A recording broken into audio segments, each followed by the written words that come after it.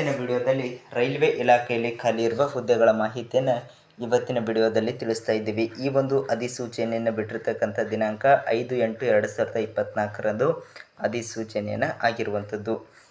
ಈ ಒಂದು ಹುದ್ದೆಗಳಿಗೆ ಸಂಬಂಧಿಸಿದ ಅಧಿಕೃತ ನೋಟಿಫಿಕೇಷನ್ PDF ಫಾರ್ಮ್ಸ್ ಬೇಕಾಗಿತ್ತಂದರೆ ಡಿಸ್ಕ್ರಿಪ್ಷನಲ್ಲಿ ನಮ್ಮ ಟೆಲಿಗ್ರಾಮ್ ಗ್ರೂಪ್ ಲಿಂಕ್ಸ್ ಕೊಟ್ಟಿದ್ದೀವಿ, ಅಲ್ಲಿ ಜಾಯ್ನ್ ಆದರೆ ಅಂದರೆ ಈ ಒಂದು ಹುದ್ದೆಗಳಿಗೆ ಸಂಬಂಧಿಸಿದ ಅಧಿಕೃತ ನೋಟಿಫಿಕೇಷನ್ PDF ಫಾರ್ಮ್ಸ್ ದೊರೆಯುತ್ತದೆ ಅಂತ ಹೇಳ್ತಾ ಬನ್ನಿ ಇವತ್ತಿನ ವಿಡಿಯೋನ ಶುರು ಮಾಡೋಣ. ನೋಡಿ, ಮೊದಲನೇದಾಗಿ ಏನಪ್ಪ ಅಂತಂದ್ರೆ ಭಾರತೀಯ ಪಶ್ಚಿಮ ಕೇಂದ್ರ ರೈಲ್ವೆಯಲ್ಲಿ ಖಾಲಿ ಇರುವ ವಿವಿಧ 3317 ಹುದ್ದೆಗೆ ಏನಪ್ಪ ಅಂತಂದ್ರೆ ಅರ್ಜಿಯನ್ನು ಆಹ್ವಾನಿಸಲಾಗಿರುವಂಥದ್ದು.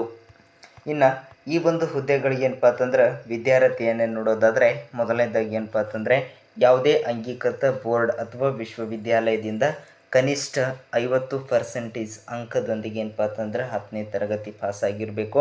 ಸಂಬಂಧಿಸಿದ ವಿಷಯದಲ್ಲಿ ITI ಮುಗಿಸಿರುವಂಥ ಅಭ್ಯರ್ಥಿಗಳಿಂದ ಏನಪ್ಪ ಅಂತಂದ್ರೆ ಅರ್ಜಿಯನ್ನು ಆಹ್ವಾನಿಸಲಾಗಿರುವಂಥದ್ದು.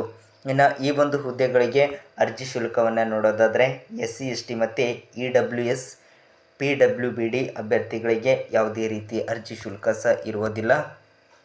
ಇನ್ನು ಸಾಮಾನ್ಯ ಹಾಗೂ OBC ಅಭ್ಯರ್ಥಿಗಳಿಗೆ ₹100 ಅರ್ಜಿ ಶುಲ್ಕ ಸಹ ಇರುವಂಥದ್ದು. ಅರ್ಜಿ ಶುಲ್ಕವನ್ನು ಆನ್ಲೈನ್ ಮುಖಾಂತರ ಪಾವತಿಸಬೇಕಾಗಿರುವಂಥದ್ದು.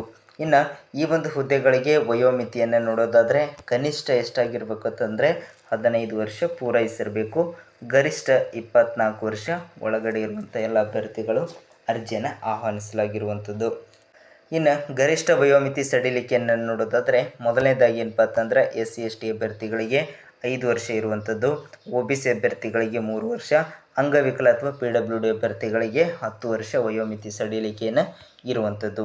ಇನ್ನು ಈ ಒಂದು ಹುದ್ದೆಗಳಿಗೆ ಏನಪ್ಪ ಅಂತಂದ್ರೆ ಆಯ್ಕೆ ವಿಧಾನ ನೋಡೋದಾದರೆ ಯಾವ ರೀತಿ ಆಯ್ಕೆಯನ್ನು ಮಾಡ್ತಾರೆ ಅಂತಂದರೆ ನಿಗದಿಪಡಿಸಿದ ವಿದ್ಯಾರ್ಹತೆಯಲ್ಲಿ ತಾವು ಗಳಿಸಿದ ಅಂಕಗಳ ಆಧಾರದ ಮೇಲೆ ಆಯ್ಕೆಯನ್ನು ಮಾಡಲಾಗುವುದು ಅಥವಾ ಆಯ್ಕೆಯನ್ನು ಮಾಡಲಾಗುತ್ತದೆ. ಇನ್ನು ನೆಕ್ಸ್ಟ್ ನೋಡೋದಾದರೆ ಅರ್ಜಿ ಸಲ್ಲಿಸಲು ಪ್ರಾರಂಭದ ದಿನಾಂಕ ಮತ್ತು ಕೊನೆಯ ದಿನಾಂಕವನ್ನು ನೋಡೋದಾದರೆ ಮೊದಲನೇದಾಗಿ ಏನಪ್ಪ ಅಂತಂದ್ರೆ ಅರ್ಜಿ ಸಲ್ಲಿಸಲು ಪ್ರಾರಂಭದ ದಿನಾಂಕ 5/8/2024ರಿಂದ ಕೊನೆಯ ದಿನಾಂಕ 4/9/2024 ಒಳಗಾಗಿ ಏನಪ್ಪ ಅಂತಂದ್ರೆ ಆಸಕ್ತ ಅಭ್ಯರ್ಥಿಗಳು ಅರ್ಜಿಯನ್ನು ಸಲ್ಲಿಸಬಹುದಾಗಿರುವಂಥದ್ದು. ಇಷ್ಟು ಇವತ್ತಿನ ವಿಡಿಯೋದಲ್ಲಿರುವ ಉದ್ಯೋಗ ಮಾಹಿತಿ.